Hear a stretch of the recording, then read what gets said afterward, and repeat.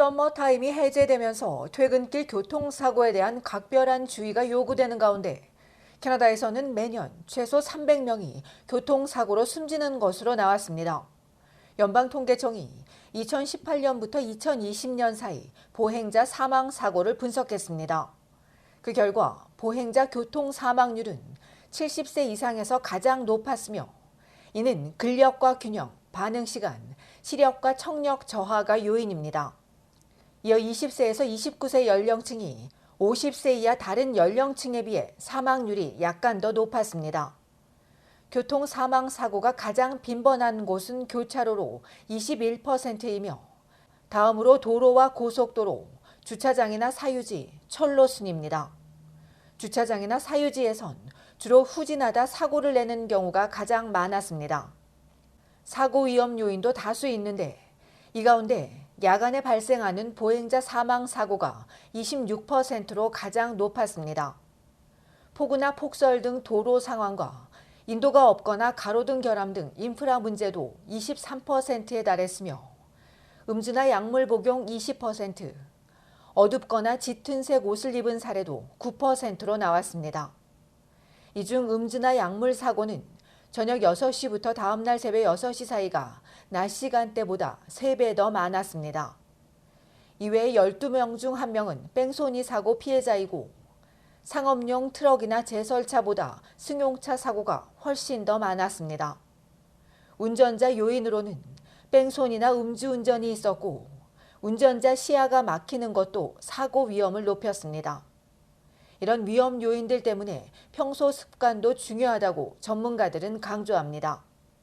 인도가 안전하지 않으면 차량을 마주보는 방향으로 걷고 횡단보도라도 왼쪽과 오른쪽을 살펴 운전자와 눈을 마주치며 밤에는 밝거나 빛이 반사되는 옷을 입는 것이 좋습니다.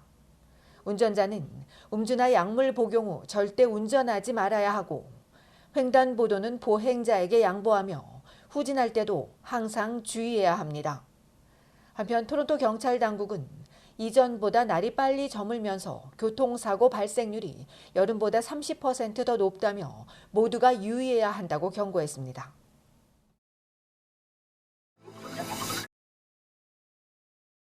한국계 캐나다인 필립 김이 지난 토요일 칠레에서 열린 팬 아메리칸 게임 남자 브레이크 부문에서 사상 첫 금메달을 획득했습니다.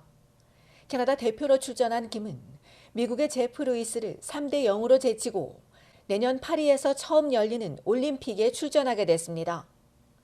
브리티시 컬럼비아주 밴쿠버 출신인 김은 12살이던 2009년 브레이크 댄스를 처음 본 뒤 반해 연습을 시작했고 대학까지 그만두면서 뛰어들었습니다. 브레이크 댄스계에서 필 위저드로 불리며 세계적인 명성을 얻은 김은 지금도 독창성과 창의성을 최우선으로 훈련하며 거의 매주 국내외에서 브레이킹을 선보이고 있습니다. 젊은 층의 열렬한 지지를 받는 브레이킹은 무작위 음악에 맞춰 다양한 고난도의 기술과 독창성, 예술성을 겸비해야 합니다. 이날 결승전에 들어가기 전 파리행 티켓을 확보한 김은 그래서 우승을 위해 더 밀어붙였다며 솔직히 이날 우승보다도 올림픽에 출전해 역사의 일부가 되는 게 더 큰 의미가 있다고 전했습니다. 올림픽에 브레이킹이 도입되기까지 1년간 놀라운 경험을 했다는 김은 자신이 평생 바친 무대를 올림픽을 통해 더 많은 사람들에게 보여주고 싶다고 덧붙였습니다. 이번 산티아고 게임에서 6번 모두 승리한 김은 앞서 지난해 남자 세계 브레이킹 선수권에서 우승했고 올 세계 선수권에서는 미국의 빅터 몬탈보에 이어 2위를 기록한 바 있습니다.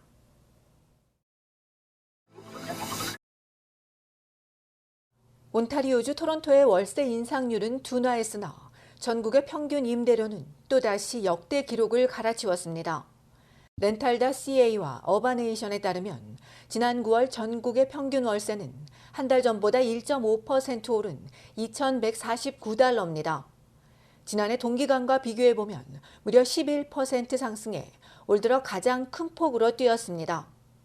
특히 아파트가 15%로 가장 많이 올랐고 콘도는 9%, 주택과 타운하우스도 8% 비싸졌습니다. 전국의 콘도와 아파트 임대료 역시 최고 기록을 갱신했습니다. 9월의 평균 월세는 전월 대비 1.6%, 전년 대비 13% 오른 2,078달러입니다.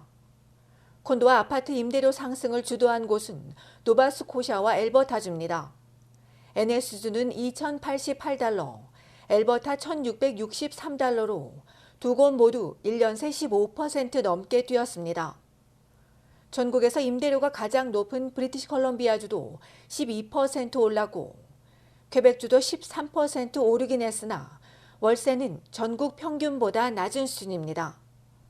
BC주 다음으로 월세가 높은 온주는 연간 성장률이 8월 10%에서 9월 7%로 둔화됐습니다. 한 달 전인 8월과 비교해 가격이 떨어진 곳도 있는데 BC주 0.7%, 온주 0.4%, NS주도 1.5% 하락했습니다. 이 기간 침실 1개 임대료가 가장 많이 올랐습니다. 침실 1개 임대료는 1,905달러, 침실 2개 2,268달러, 침실 3개 2,514달러, 스튜디오는 1,511달러입니다. 이처럼 전국 임대료 상승세가 계속되면서 룸메이트 임대료도 같이 치솟고 있습니다. BC주 1,156달러, 온주 1,049달러, 엘버타 857달러, 퀘벡은 864달러입니다.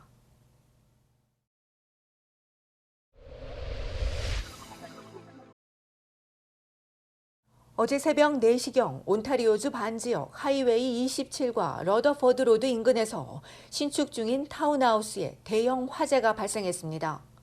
이불로 다행히 인명피해는 없었으나 강한 바람으로 불길이 빠르게 번지며 신축 중인 주택 30여 채 대부분이 불에 탔고 현장에 가장 먼저 도착한 100만 달러 상당의 사다리 소방차도 불길에 휩싸여 파손됐으며 인근 지역 주민들이 대피하기도 했습니다.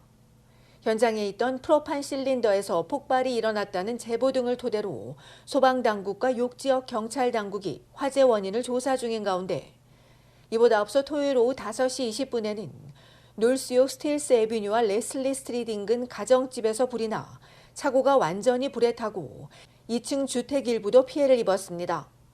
현장에서 불길을 진압하던 소방대원이 가벼운 부상을 입고 치료를 받았으며 추가 피해자는 발생하지 않았습니다.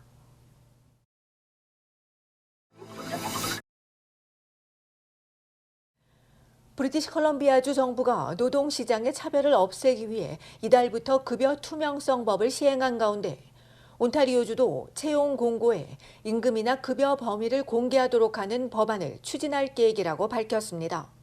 정부는 급여가 비밀로 유지될 때 수혜자는 오직 기업뿐이라며 노동자를 위한 새로운 법안을 상정하고 급여 범위 공개 등 구체적인 세부 사항은 협의 후 결정하게 될 것이라고 덧붙였습니다.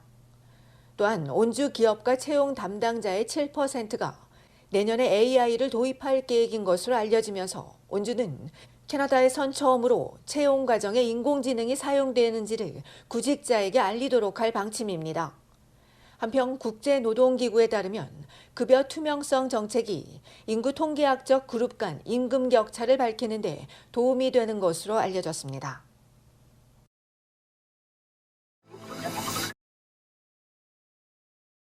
온타리오주 토론토 대중교통위원회 TTC가 높은 연봉 분야에서 일할 직원을 공개 채용하고 있습니다. 건강 및 웰빙 전문가는 연봉 8만 달러에서 10만 달러로 HR과 의료, 복지 등의 경력이 필요하며 교통특별경찰관은 시급이 최대 46달러이고 IT 프로덕트 매니저와 코디네이터 등 다양한 IT 분야에서도 찾고 있습니다. 이외에 통계 분석가와 유지보수 관리자까지 다양한 부서에서 공개 채용하고 있으며 자세한 내용은 홈페이지에서 확인할 수 있습니다. TTC는 다양성 이외에 웰니스 프로그램과 학비 보조, 기술 업그레이드 등 우수한 복지로 근무 환경 만족도가 높은 회사에 꼽히고 있습니다.